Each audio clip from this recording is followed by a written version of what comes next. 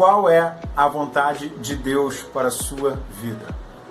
Geralmente gostamos dessas colocações porque isso torna um pouco mais pessoal. Mas você parou para pensar qual é a vontade de Deus? Agora exclui o para a sua vida. Qual é a vontade de Deus? Será que não seria mais interessante descobrirmos qual é essa vontade para depois aplicarmos a nossa vida propriamente dita? À luz de Romanos, capítulos número 12, versos número 1 e 2, eu gostaria de começar a trilhar dentro desse tema. O que está escrito lá? Diz assim: portanto, irmãos, pelas misericórdias de Deus, peço que ofereçam o seu corpo como sacrifício vivo, santo e agradável a Deus. Este é o culto racional de vocês. E não vivam conforme os padrões deste mundo, mas deixe que Deus os transforme pela renovação da mente, para que possam experimentar qual é a boa, agradável e perfeita vontade de Deus. Se tem uma coisa que a nossa vontade geralmente não tem, são essas características. Que características são essas? Boa, perfeita e agradável. Porque parece que sempre Deus está na contramão da nossa vontade. Porque parece que nunca conseguimos alinhar a nossa vontade à vontade de Deus para que haja um casamento perfeito, para que então se materialize a bênção em nosso favor.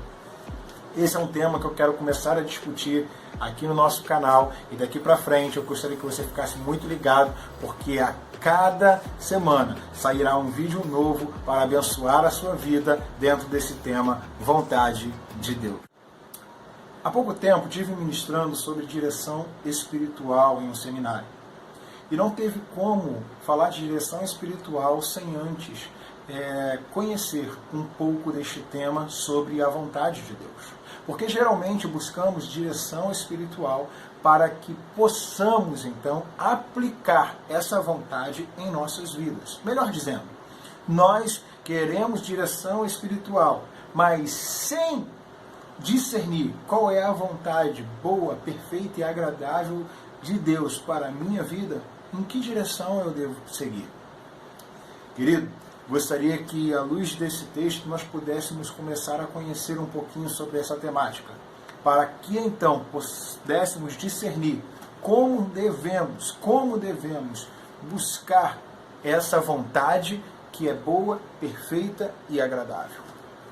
À luz daquilo que acabamos de falar, isso se trata de uma vontade soberana de Deus? E você acha que eu e você temos acesso a essa vontade soberana? A essa vontade secreta de Deus? É isso mesmo que eu estou querendo te dizer. À luz daquilo que conhecemos nas Escrituras, a vontade de Deus, ela é ordinária, ela é progressiva, ela é revelacional. O Senhor não fica brincando de esconde-esconde conosco, como se um pai estivesse brincando com o filho em relação à sua vontade. O Senhor, como bom pai que Ele é, Ele tem prazer em que nós possamos ter acesso a essa vontade. Mas será que essa vontade que Ele está revelando nas Escrituras Sagradas é a mesma vontade que Ele tem nos seus conselhos eternos? Deuteronômio 29 vai dizer que as coisas encobertas são do Senhor, mas as coisas reveladas Ele nos deu, para que pudéssemos obedecer, então, a sua vontade. Para que possamos ser justos dentro desse tema, à luz das Escrituras Sagradas, nós precisamos distinguir o que é vontade decretiva, ou vontade soberana, e o que é vontade preceptiva, ou seja, uma vontade de preceito, que Ele quer nos dar acesso para que possamos caminhar em um caminho de sabedoria e de discernimento espiritual da sua vontade. Quando nós pensamos em vontade soberana, nós temos que saber o seguinte, que existem decretos de Deus que, independente da nossa posição, eles serão cumpridos. Independente se iremos obedecer princípios, eles serão cumpridos. E isso, às vezes, envolve muitas situações na qual o Senhor, Ele não aprova, mas ainda assim Ele decreta. Como assim? Ficou um pouco complicado? Deixa eu te dizer algo. Em Mateus, capítulo de número 26, verso de número 39, diz assim. Mateus, capítulo 26, verso de número 39. que está acontecendo ali? Jesus está no Getsêmani orando. E está chegando a hora da sua crucificação e morte.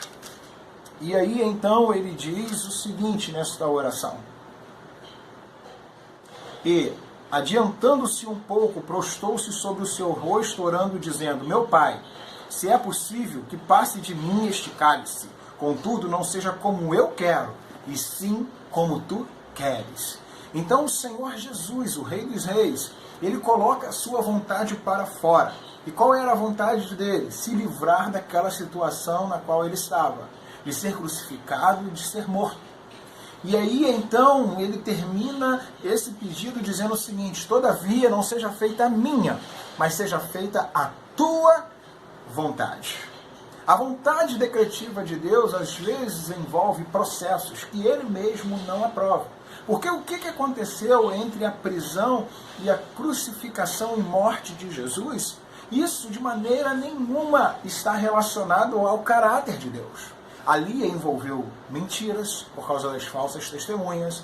Ali envolveu violência por causa daqueles soldados que estavam açoitando Jesus. Ali envolveu incredulidade por parte de tantas e tantas pessoas, inclusive os discípulos. Ali envolveu muitas coisas das quais o Senhor não aprova.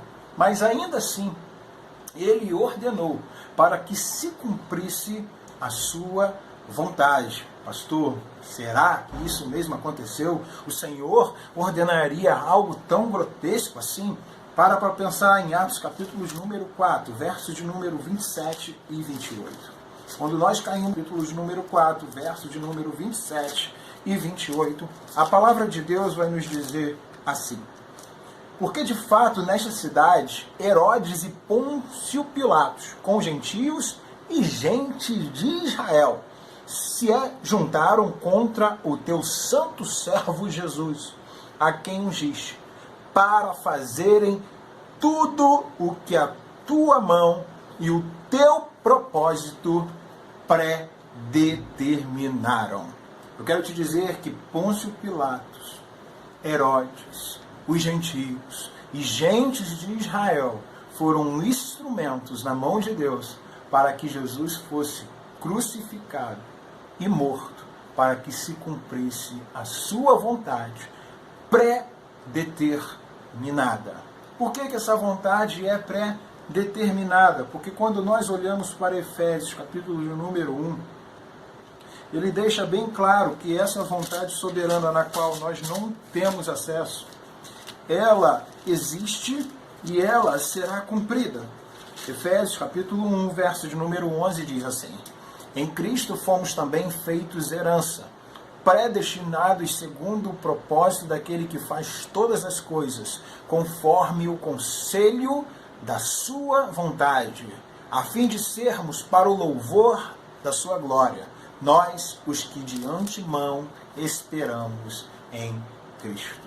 Nesse primeiro vídeo eu gostaria de terminar deixando um gostinho de quero mais para provar para você, biblicamente, que existe uma vontade soberana do Senhor, na qual ela é secreta, que nós não temos acesso, mas que ainda assim Ele predetermina algumas coisas, segundo o conselho da sua vontade, para que no final possa todas estas coisas convergir em louvor, em glória para Ele. E eu e você fomos criados para isso. Nós, apesar de não termos acesso a essa nossa vontade, cremos que a vontade do Senhor será cumprida e que no final de todas as coisas, ainda que nós venhamos chorar muito, Ele enxugará todas as lágrimas. O nosso coração deveria descansar nesta confiança, nessa vontade de Deus, que apesar de não termos acesso, encontramos descanso, porque só algo tão sublime que o Senhor pode nos dar é a fé que temos nele e que a sua vontade continuará sendo cumprida, independente dos processos que estão acontecendo. Eu quero te convidar a descansar no Senhor neste tempo, onde muitas pessoas estão tomando partidos por conta de ideologias, por conta da sua visão política, pela sua visão de justiça, a continuar firme no Senhor, defendendo sim a causa da viúva, defendendo. Quero te convidar a continuar firme, descansando nessa vontade, sabendo que, apesar de vivermos neste mundo polarizado, do jeito que está, onde as pessoas estão defendendo a ferro e fogo as suas ideologias, nós temos um Deus que está sobre tudo e sobre todos, no controle de todas as coisas e que pode mover os corações para o cumprimento da sua vontade. Assim como ele moveu o coração de Herodes, moveu o coração de Pôncio Pilatos, existe um provérbio que diz que o coração do rei está nas mãos do Senhor e ele pode mover para onde quiser. Creia e descanse nessa vontade. Não perca o sono, achando o que pode acontecer se Ciclano ou Beltrano tiver na liderança da nação. Creia e descanse no Senhor, porque Ele é verdadeiramente o Rei dos Reis e Senhor dos Senhores da sua vida. Que Deus te abençoe.